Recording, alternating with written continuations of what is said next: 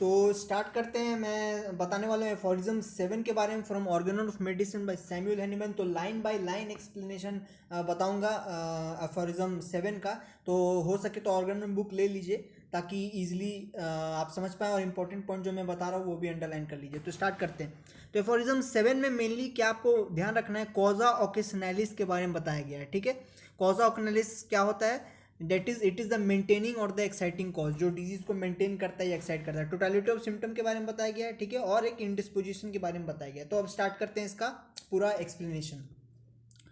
तो now as in disease from which no manifest exciting और maintaining cause of कॉनालिस has to be removed. ये line का मतलब क्या हुआ? यहाँ पे बोल रहा है कि अगर कोई डिजीज है उसमें फिजिशियन को अगर कोई मेंटेनिंग एक्साइटिंग कॉज, ठीक है, मतलब कॉज ऑफ ओकेशनैलिस मतलब याद रखना होगा, नो मेंटेनिंग कॉज, ठीक है, जो डिजीज एक डिजीज है, ठीक है, उसको कुछ ऐसा चीज जो मेंटेन कर रहा हो, मतलब उसे रिमूव करने के बाद डिजीज भी खुद रिमूव हो जाएगा, ऐसा कुछ जो मेंटेनिंग कॉज है। ठीक है, तो अगर कोई डिजीज है उसमें कुछ भी मेंटेनिंग कॉज नहीं है, कुछ भी एक्साइटिंग कॉज नहीं है, ठीक है, कॉज ऑफ कॉनालिस नहीं है, ठीक है, अगर तो क्या होगा, तो उसमें कुछ रिमूव करने का जरूरत नहीं है। तो उसमें क्या, वैसा डिजीज में क्या होगा, we can perceive nothing but the morbid symptoms. ठीक है, तो हम लोग क्या करना पड़ेगा, मॉर्बिड सिम्टम्स, जो साइन एंड सिम्टम्स जो पेशेंट से हम लोग कलेक्ट हो रहा है, हम लोग को वो परसीव, वो नॉलेज लेना पड़ेगा, वो देखना पड़ेगा, वो परसीव करना पड़ेगा, ठीक है, वो समझना पड़ेगा।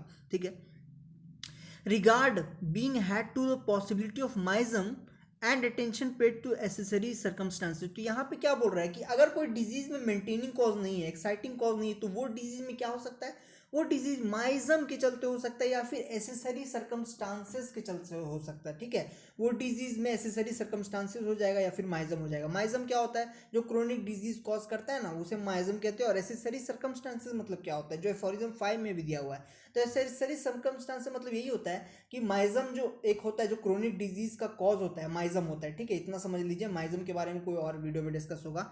तो माइजम क्या होता है, जो क्रोनिक डिजीज मेनली कॉज करता है। ठीक है, तो माइजम के अलावा कुछ ऐसे भी सिम्टम या मतलब कुछ ऐसे भी कारण होते हैं, कॉज होते हैं, लाइक कि डाइट अगर खराब है, ठीक है, अगर लिविंग हैबिट्स खराब है, तो ऐसे कुछ होते हैं, ऐसे कुछ चीज़ें होती है, सर्कमस्टांसेस होती है जिसके कारण भी डिजीज होती है, in addition to miasm. Miasm के बाद भी कुछ ऐसी चीज़ें होती है। तो यहाँ पे वही हम लोग को देखना है कि अगर मेंटेनिंग कॉज कोई डिजीज में नहीं है, तो या तो वो माइजम के चलते हो रहा है या फिर एसेसरी सर्कमस्टांसेस दोनों मिक्स होके हो रहा है।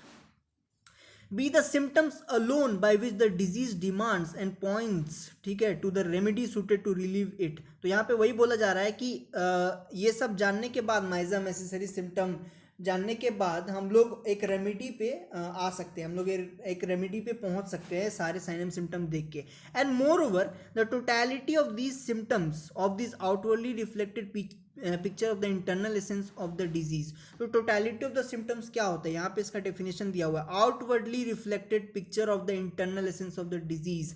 हम लोग का डिजीज क्या है, अंदर में डिजीज हम लोग का हो रहा है, ठीक है, वाइटल फोर्स के डीअरेंजमेंट के चलते। तो वो कैसे पता चलेगा, बाहर से हम लोग को साइन एंड सिम्टम दिखने लगेगा, पेशेंट का साइन एंड सिम्टम दिखने लगेगा, तो उसे क्या बोलते हैं कि internal essence of the disease से आउटवर्डली रिफ्लेक्टेड पिक्चर हो रहा है, उसे ही सारे सिम्टम को कलेक्ट करके हम लोग टोटलिटी कर सकते हैं। ठीक है, that is of the affection, okay, that is of the affection of the vital force must be the principle or the sole means, ठीक है, whereby the disease can make known what remedy it requires। वही है कि totality of symptom करने के बाद हम लोग को पता चल जाएगा कि वो डिजीज जो है क्या है और उसका रेमेडी हम लोग को क्या लगेगा। ठीक है, तो लाइन बाय लाइन एक्सप्लेन कर रहा हूँ, अच्छे से देखते जाइए, लास्ट तक एकदम आराम से समझ में आ जाएगा। ठीक है, the only thing that can determine the choice of the most appropriate remedy, वही है टोटलिटी सिम्टम हम लोग को अच्छे से चॉइस करने कर सकते हैं हम लोग रेमेडी का। In a word, the totality of the symptoms must be the principal, indeed the only thing that the physician has to take note of every case of disease and to remove by means of his art in order that it shall be cured and transformed into health। तो यहाँ पे बोला जा रहा है कि जो physician है उसको टोटलिटी ऑफ द सिम्टम कर देना है और अप्रोप्रिएट रेमेडी कर देना है। ठीक है, और हर केस में उसे यही करना है, टोटलिटी ऑफ सिम्टम करके ही रेमेडी सेलेक्ट करना है। और ये एक अच्छे फिजिशियन का एक आर्ट होता है। ठीक है, आर्ट होता है, और उस आर्ट के चलते वो क्या कर सकता है, ईजिली क्योर कर सकता है, और जो पेशेंट था उसका जो हेल्थ खराब हो गया वो वापस से ट्रांसफॉर्म कर देगा उसको अच्छे हेल्थ में, यही बोलना चाह रहा है। ठीक है, अब बात करते हैं इसके फुट नोट के बारे में। तो फुट नोट में क्या कहा गया है, फुट नोट में याद रखना है इनडिस्पोजिशन के बारे में बताया गया है, बहुत इंपॉर्टेंट। तो इनडिस्पोजिशन शॉर्ट एंड सिंपल में क्या होता है, इनडिस्पोजिशन एक ऐसा चीज होता है जो कोई डिजीज नहीं होता है, ये खाली जो नॉर्मल हेल्थ होता है ना, मतलब नॉर्मल लिविंग हैबिट्स, इसमें थोड़ा सा डेविएशन हो जाता है। लाइक डाइट हो गया, मान लो आप बहुत जंक फूड खा रहे हैं तो आपका पेट ऑब्वियसली खराब होगा। तो ये क्या हुआ, आपको कोई पेट खराब की बीमारी नहीं हुआ, आपको बस वो जंक फूड हटा दीजिए और आपका वापस से पेट ठीक हो जाएगा। तो ये एक इनडिस्पोजिशन है, ठीक है। तो ये एक इनडिस्पोजिशन, तो इनडिस्पोजिशन मतलब वही होता है, it is not any disease, okay, it is not any disease, it is just the change और the deviations in your daily routine, daily habits, okay, what a person does in his or her daily life, ठीक है। Like diet हो गया, living habit अच्छा नहीं हो गया, नहाना नहीं होना, क्लीननेस नहीं रखना, ये सब हो गया, ठीक है।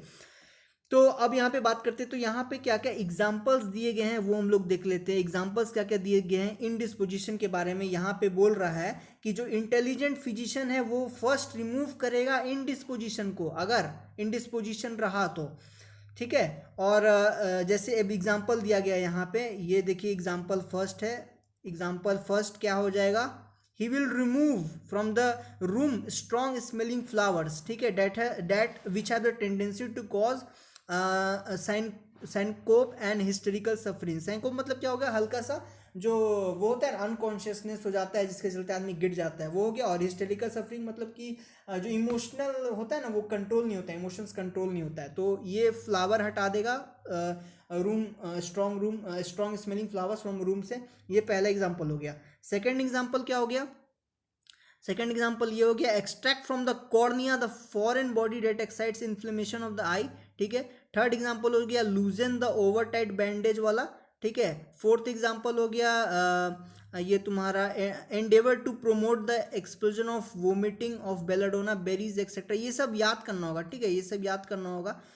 Extract foreign substances that may have got into the orifice of the body, crush the vesical calculi. ये पूरे एग्जाम्पल्स है, एग्जाम में जरूर आएंगे लिखने के लिए। इंडिस्पोजिशन के एग्जाम्पल्स क्या क्या दिए गए हैं फॉरिज्म 7 में, ठीक है। तो ये सारे एग्जाम्पल वही बोल रहा है कि अगर किसी के ऑरिफिस ऑफ द बॉडी मतलब नोज गलेट्स में कुछ सब्सटेंसेस अटका हुआ तो आप उसे क्या मेडिसिन देंगे, मेडिसिन देके थोड़ी रिमूव हुआ, उसे जो सब्सटेंस अटका हुआ है उससे रिमूव करना पड़ेगा।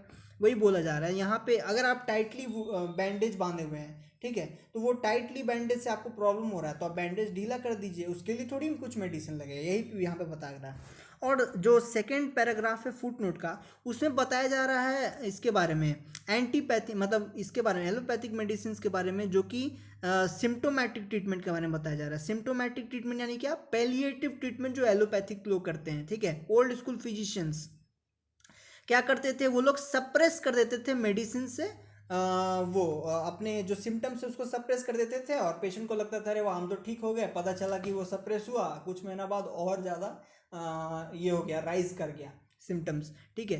तो वही यहाँ पे बोल रहा है कि सिम्टोमेटिक ट्रीटमेंट गलत है, सिम्टोमेटिक ट्रीटमेंट गलत है। सिम्टोमेटिक ट्रीटमेंट का मतलब एलोपैथी इनेंशियोपैथिक ट्रीटमेंट होता है, पैलिएटिव ट्रीटमेंट होता है, ठीक है। यहाँ पे वही बोल रहा है। तो और हाँ, यहाँ पे ये भी बोल रहा है कि वो ट्रीटमेंट के चलते क्या हो रहा है कि स्लाइटली एलिवेशन, ठीक है, वर्स हो जा रहा है, सिम्टम्स वर्स हो जा रहा है, अगर उसे थोड़ा रिलीफ भी मिल रहा है कुछ देर बाद वर्स हो जा रहा है, ठीक है।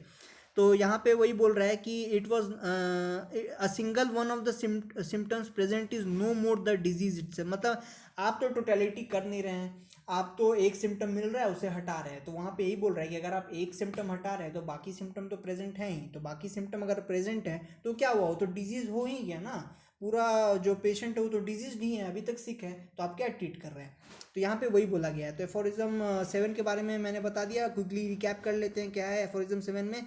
वही कॉज ऑफ कैनालिस के बारे में बताया गया है, माइजम एसेसरी सर्कमस्टांसेस के बारे में बताया गया है, ठीक है। इंडिस्पोजिशन के बारे में फुट नोट में बताया गया, बहुत इंपॉर्टेंट इंडिस्पोजिशन का एग्जांपल देख लीजिएगा यहाँ पे, ठीक है। और सेकंड में बताया गया है सेकंड फुट नोट का सेकंड पार्ट में, that is enantiopathic palliative method symptomatic treatment, allopathic treatment के बारे में, ठीक है, ओल्ड स्कूल जो करता था। सो ओवरऑल आई होप मैंने अच्छे से समझा दिया होगा एफोरिज्म 7 के बारे में, ठीक है। तो वो बुक ले लीजिए, ऑर्गन बुक ले लीजिए और लाइन बाय लाइन पढ़िए, एकदम अच्छे से समझ में आ जाएगा, कोई दिक्कत नहीं होगा। इंपॉर्टेंट पॉइंट जो बता दिए हूँ वो भी देख लीजिए। सो मिलते हैं नेक्स्ट वीडियो में, till then subscribe to YouTube channel and let's meet in the next video in the next aphorism. Okay, thank you for watching.